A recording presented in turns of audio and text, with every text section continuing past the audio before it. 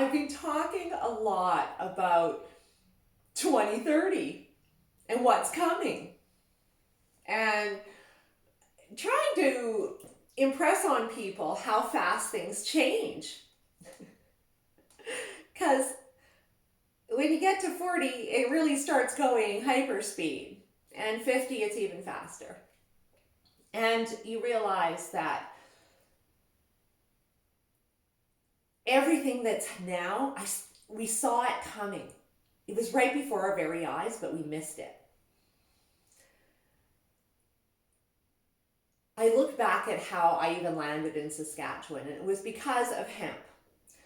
And it was my vision of sustainability. I am a huge believer in sustainability. I'm not a believer in the Agenda 2030 version or hijacking of sustainability, because I don't believe that it's about the sustainability of humanity. I believe it is about the sustainability of the corporation, the government, the all one. But I understand how it's being done, because it's some of the very same conclusions I came to in my own business. For example, I started in natural products, of course, and when I got my brand going, I was working out of my garage. I would go out and pack the boxes every afternoon, and I had sales agents. And for the first over a year and a half, I did my area here. But getting out was pretty tough. I was farming out all the packaging. And I came to realize that it wasn't great for my quality control. I was finding problems. And I had a lot of competitors at the time. Of course, in 1998, hemp became legal, so a few of us came out of nowhere. I was the one with no money. And I had no facilities, zero, zip, nada. It was all about marketing for me. And I farmed out the growing, the cleaning, the processing, the bottling, and then eventually it came to where I wanted to bring the dry packaging in-house. And it's when I discovered an opportunity in what we were trying to market as hemp flour that made green rock hard cookies, and turn that into a protein powder instead. It was one look at the nutritional profile, and it was clear what I was missing. And getting into the stores on the ground with hemp, what I was learning was that everybody was suffering from gut issues emerging from those GMOs that had been introduced and legalized under the Novel Foods Act in Canada at the very same time as hemp. Give a little, get a little. That's how it works here in Canada and most places.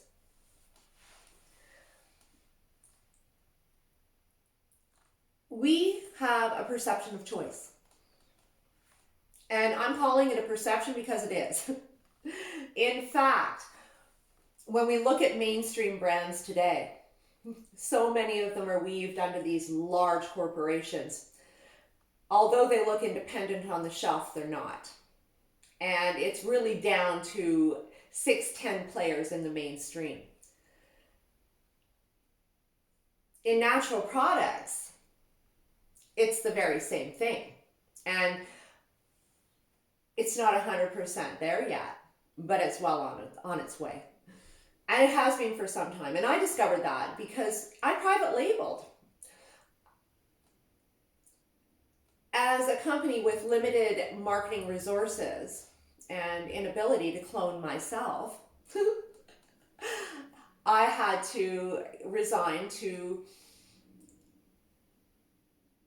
utilizing sales agents and working through networks, which was also quite intensive, time intensive. Or I could just package a whole lot of product for my competitor. And I did. In fact, I provided the hemp protein powder to 2 of the biggies in that sector. And it took my business from here to here. pretty fast. It's pretty cool to be getting, $60,000 purchase orders.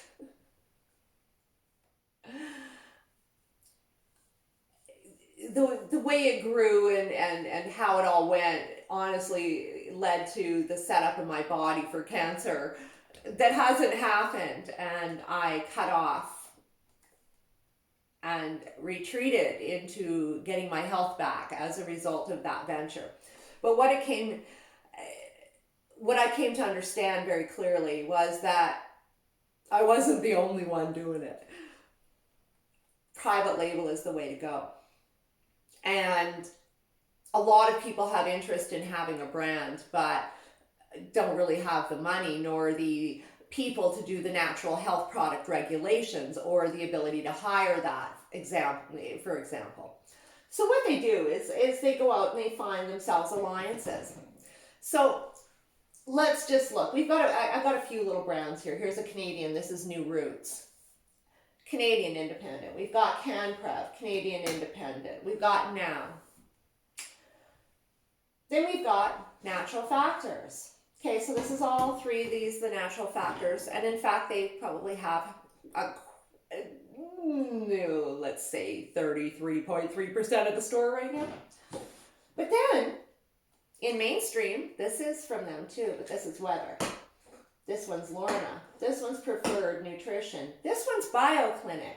And this is a pro brand, and it is utilized and was launched with Pure North in Alberta Foundation. Billionaire Foundation. We're going to talk about that. BioCell, they have the license. Whole Earth and Sea, their brand too. MediC Plus. Veggie Day. And I could show you, once you saw what their brands were, you would see that this particular company has a lot of power in this industry. They do. I do promotions for Garden of Life. Trophic, I've known them forever in a day. In fact, it was one of their reps who taught me a lot about supplements. But of course, they got eaten up with Garden of Life into another Canadian company 5 years ago. But then they got eaten up another year and a half ago by Nestle. Another favorite brand in Canada, Renew Life, and I love Renew Life. Excellent cleanses, really well done.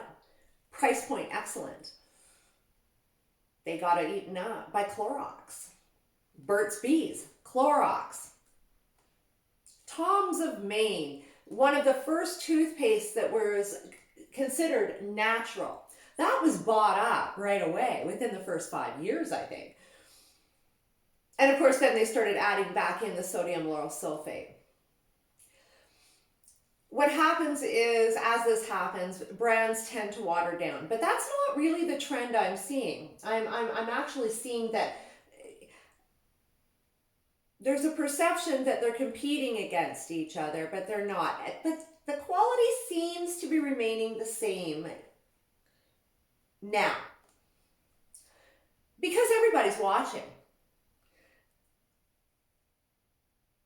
But as time goes on, what does that mean to the consumer? We're going to have to start figuring out who owns who. And if there are brands you are attached to, you might want to stock up. Because I see it all the time. People all of a sudden using a brand for many, many years and counting on it, particularly in natural products, people are attached. And then they can't get the product again because some other one has eaten it up.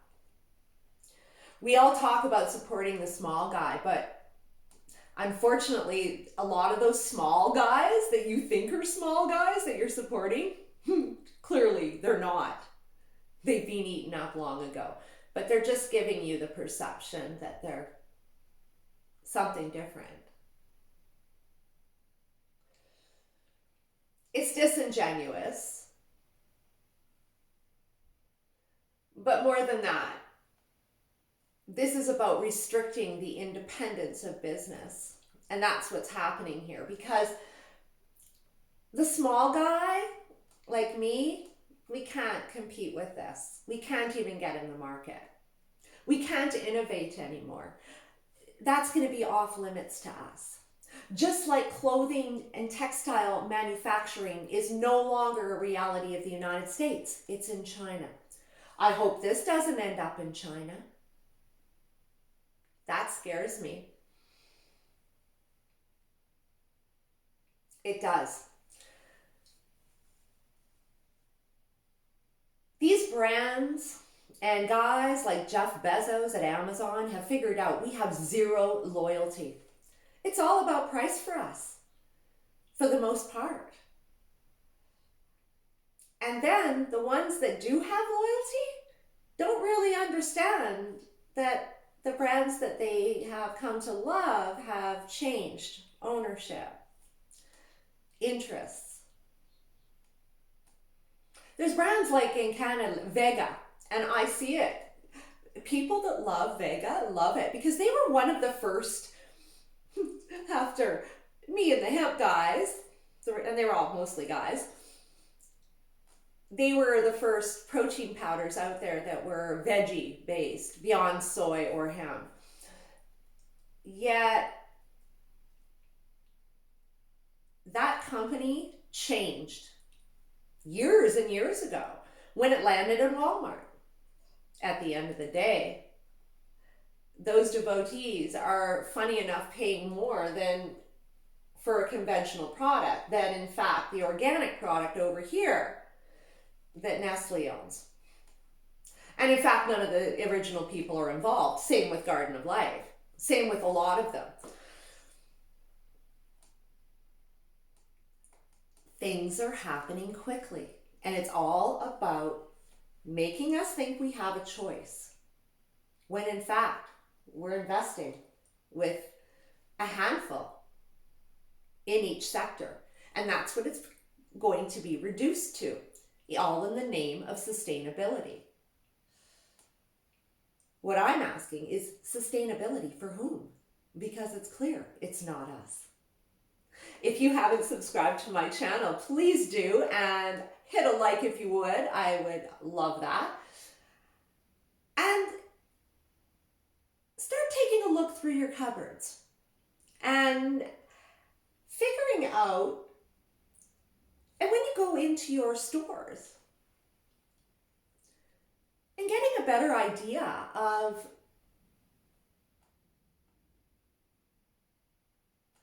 what's happening right before your very eyes that you're not aware, because it's there.